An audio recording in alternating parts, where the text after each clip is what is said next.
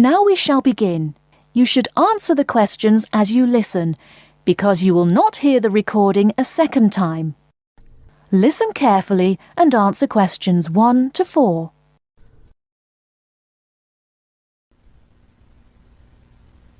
Hello. I was wondering if you could give me some information about using the archives? I'd be happy to. Are you a resident of the city? Actually, I live just outside the city, but I study at the university downtown. That's fine. All you need to do is show your university identification card, and you can use the archives at no charge, as long as your ID card is current, of course. Yes, it's valid. So I don't have to pay anything? No, city residents pay an annual fee, but students can use the archives for free. Everyone else needs to get special permission from the director, but that doesn't apply to you, of course. Oh, good. I was also wondering about the schedule. I have classes every day, Monday through Friday, and I also have a part-time job, so I could really only use the archives on weekends. That's not a problem at all. We're open all weekend. Actually, the only day we're closed is Monday, so you can come any day, Tuesday through Sunday. Are you open in the evenings? Yes, we're open from 9:30 in the morning until 8:30 in the evening. That will fit my schedule well.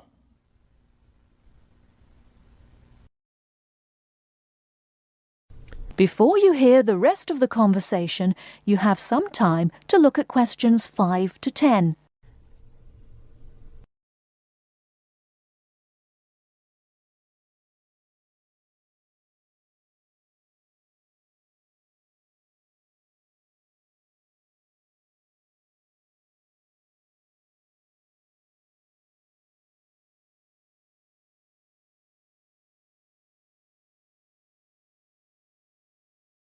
Now listen and answer questions 5 to 10.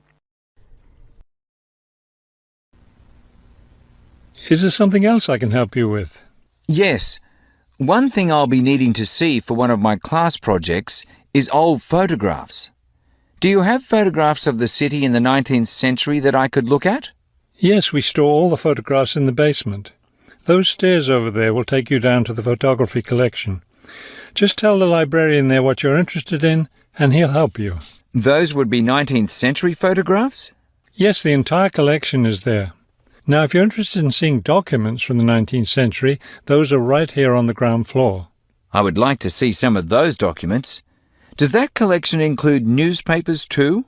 No, all the newspapers from the earliest ones in the 18th century up to the current time are on the second floor. Here, let me just give you this map of the archives, and you'll be able to find whatever it is you need. Thank you. Oh, I see you have a whole room devoted to maps. Yes, on the third floor. That's great, because one thing I need to do is look at how the city has developed over time. I'm sure you'll find a lot of helpful information there. Of course, some of the maps are several centuries old, so generally visitors are only allowed to see photographic reproductions of them. That shouldn't be a problem. What's this on the fourth floor?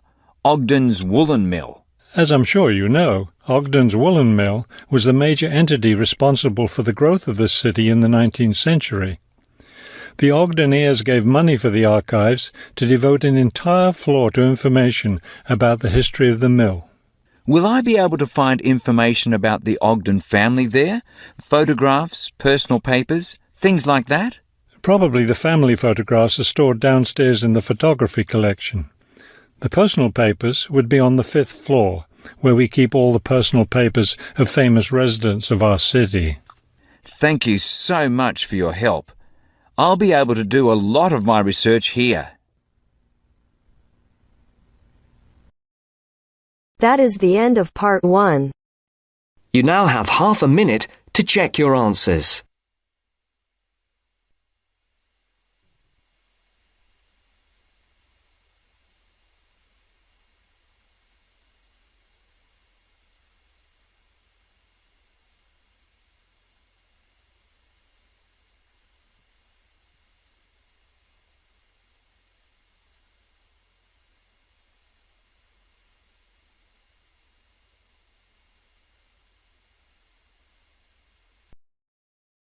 Now turns to part 2. Part 2. You are going to hear a conversation. First, you have some time to look at questions 11 to 17.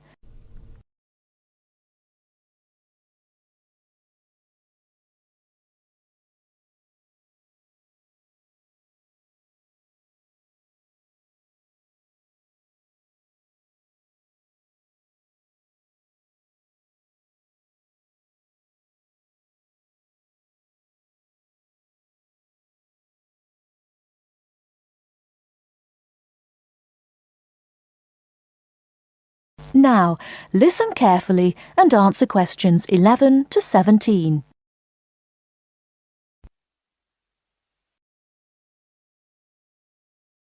Rita speaking. What should I do for you? Oh, hi. I'd like to order some stationery. Could I know your name? Jackson Paris. Right. Can I just confirm your account number and the name of your company, Jackson? Sure. The number is 692411.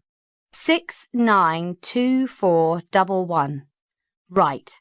And you're from Rainbow Computer? No, the company is Rainbow Communications. Oh, OK. I'll just fix that on the system. Communications. And what would you like to order, Jackson? Envelopes. We need a box of A4, that is, normal size envelopes. White, yellow or manila? We'll have the plain white, please, but the ones with the little windows. OK, one box. A4, white. Just one box, was it? On second thoughts, make those 2 boxes. We go through heaps of envelopes. As a matter of interest, are they made from recycled paper? No, you can't get white recycled paper. The recycled ones are grey, and they're more expensive, actually. Right, we'll stick to white then. Something else, Jackson? Yes, we need some coloured photocopy paper. What colours do you have? We've got purple, light blue, blue, light green, whatever you want pretty much. There are 500 sheets on the pack. Let me see. We're going to need a lot of blue paper for our new price lists. So can you give us 10 packs, please? Make sure it's the light blue, though. 10 packs of the light blue. Anything else that we can help you with? Let me think. What else do we need? I'm sure there was something else. Pens, paper clips, fax paper, computer supplies, office furniture. Oh, yes. We need floppy disks. Do you have those nice coloured ones? Yes, but they're a bit more expensive than the black ones. That's all right. I'm not paying anyway. Right, floppy disks. What about diaries next year? We've got them in stock already, and it's a good idea to order early. No, I think we're all right for diaries, but something we do need is one of those big wall calendars. You know, one that shows the whole year at a glance. Do you stock those? We certainly do. OK, can you include a wall calendar then, with the other stuff? Just make sure it's got the whole year on the one side. Sure. Before you hear the rest of the talk, you have some time to look at questions 18 to 20.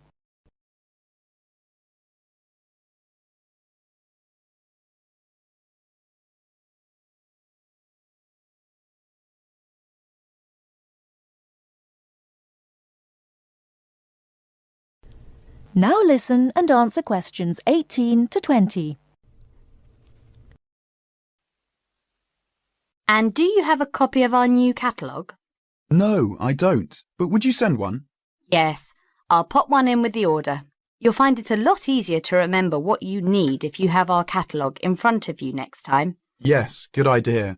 And when can you deliver this? Should be with you tomorrow morning. Can you make sure that it's not after 11:30 a.m? Because we have to go out at 12. There's only myself here on Fridays. Fine. I'll make a note in the delivery docket that they should deliver before 11:30. Thanks very much. Thanks. That is the end of part 2. You now have half a minute to check your answers.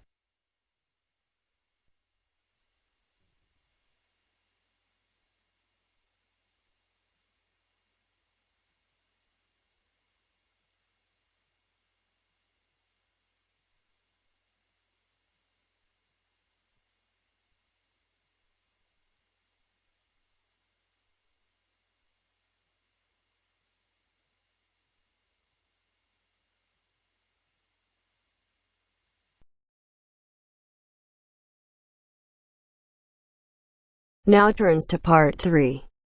Part 3. You are going to hear a conversation between Sally and Ben. They are new college students. You now have some time to read questions 21 to 25.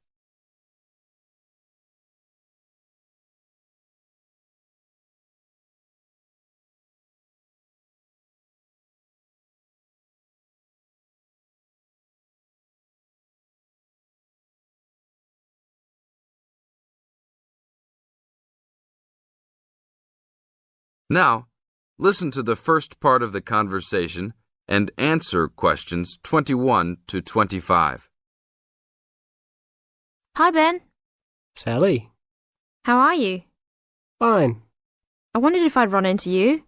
When did you get here? I only arrived last night, just in time. I prefer to travel on Sundays to miss the working rush. I suppose you arrived in plenty of time. Oh, I've been here for 4 days now, so it must have been Thursday that I arrived. I like to have a good chance to look around and settle in. I should have come earlier too. I'm hoping to get a part-time job. Well, you've no time today, I suppose. Do you still plan to be an architect? Yes, it's what I've always wanted to do. And you were planning to do economics, weren't you? Yes, I was, but now I've decided on psychology instead. How many textbooks do you have to get? I've been given this long list, and I'm sure they'll cost a fortune. See? That looks a lot. It's longer than my list. Well, it's 14 all told. So I might use library copies instead of buying some of them. What about you? I'll probably buy the whole lot of mine because I only have 5 on my list, although I'm sure there are many more I'll have to read. Luckily, we don't have to read them all straight away. Have you got your class timetable yet? It came with the book list. When do your lectures start? Tuesday. That's tomorrow. How about yours? Oh, I've got an extra day, the day after yours start. Now you have some time to read questions 26 to 30.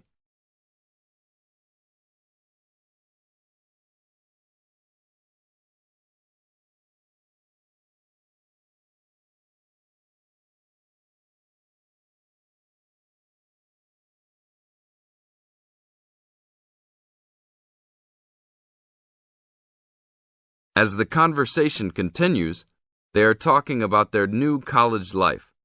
Listen carefully and answer questions 26 to 30. It's nothing like school, is it? Not so far, and the lectures will certainly be different. Do you have any special approach for keeping up with lectures and the amount we have to read? Well, I usually try to read every word in a book, in case I miss something important. So I suppose I'll try to write down every word of the lecture if I can. Oh, I couldn't do that. I'd get cramp in my fingers, and I wouldn't really hear what was being said. I usually skim a book when I read, and underline key parts, so I guess I'll try to make notes on the main points of the lecture. Have you thought of using a cassette recorder? You mean to record the lecture? Yep. Then you could make really good notes. Is it allowed? I think so. It must be. Plenty of people seem to do it. It has to be better than trying to write every word as you listen. Anyway, what's your first lecture about? Oh, it's on the Industrial Revolution. The Industrial Revolution? Sounds boring to me. Not really. It made a big difference to everything, including architecture eventually. So what's your first lecture about? It's about what separates humans from other animals. Okay. Look, I was on my way to the library to check out some of these books on my list. I have a tutorial paper to give in a couple of weeks. Oh, what's the topic? Well, I think our lecturer must have trouble thinking up topics. The topic is, why study architecture? I don't know. It could give you a chance to set out what you want to do. I guess so. Have you been given any tutorials to do yet? Yes. Mine is called Needs for Sleep. Sounds almost as interesting as mine. That is the end of part 3. You now have half a minute to check your answers.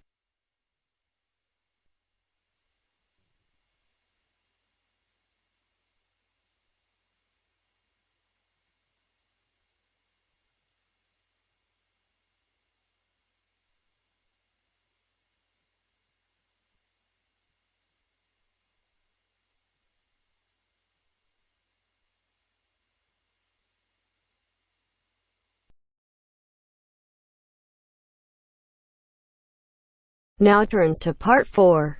Part 4. You are going to hear a talk on Canada. First, you have some time to look at questions 31 to 40.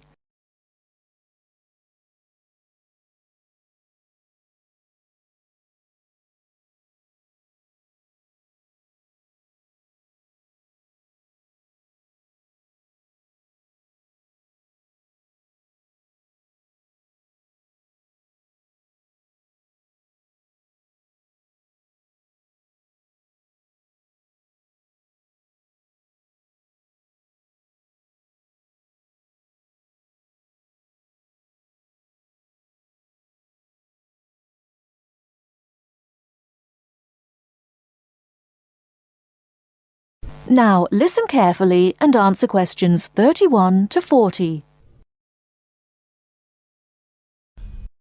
Good morning and welcome to this talk on Canada. Many people think of Canada as a land of ice and snow. They think of it as a young country with few inhabitants, a country of English-speaking white people. While some of this is true, it is also an inaccurate description of the country we call Canada. Canada lies in the northern half of the continent of North America. The most northern parts of Canada are sometimes called the land of the midnight sun, because at certain times of the year the sun never sets and is still shining faintly at midnight. This northern part of Canada is cold and mostly snow-covered all year round. Most of the people who live in this northern part of Canada are called Inuit or Dene. They were once called Eskimos. They are the original people of this land and are part of what are called the First Nation. As we move to the more southern parts of Canada, the land changes and so does the people. Moving from east to west in southern Canada, we travel from the Atlantic provinces of Nova Scotia, Newfoundland, New Brunswick, and Prince Edward Island. These small provinces, with small populations, border on the Atlantic Ocean. The land in these provinces is not very fertile, so fishing, forestry and mining are the main industries, although in some small areas, agriculture is also important. If we travel west from the Atlantic provinces, we come to central Canada, composed of the large provinces of Quebec and Ontario. Both provinces are rich in natural resources, have fertile land, and are the centres of industry for Canada's largest cities. Toronto and Montreal are found in these provinces. The province of Quebec is the centre of French language and culture in Canada. In fact, Montreal is the second largest French-speaking city in the world after Paris. Finally, in the far west of Canada, we come to the province of British Columbia. This province is separated from the prairies by the Rocky Mountains and is bounded on the west by the Pacific Ocean. British Columbia is often called simply the West Coast. British Columbia is an attractive place for tourists because of its mild climate, spectacular mountains, seacoast, and beautiful forests.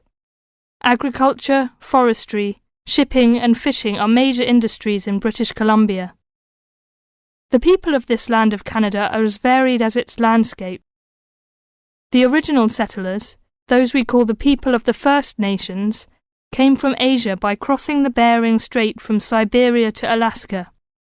In their new environment, they developed many new languages and cultures. In the 16th century, the first Europeans arrived in eastern Canada. They came from Britain and France. By making treaties with the original inhabitants, they gradually established colonies in eastern and central Canada. After a war with France, Britain took over the French colonies in Quebec and eastern Canada. By the end of the 18th century, all of Canada was under British rule. From this time until the present century, most of the immigrants to Canada were British, Scottish and Irish.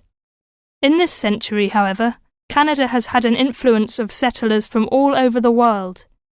There are now hundreds of thousands of people from Asia, Africa and South America who now call Canada their home. That is the end of part 4. You now have half a minute to check your answers.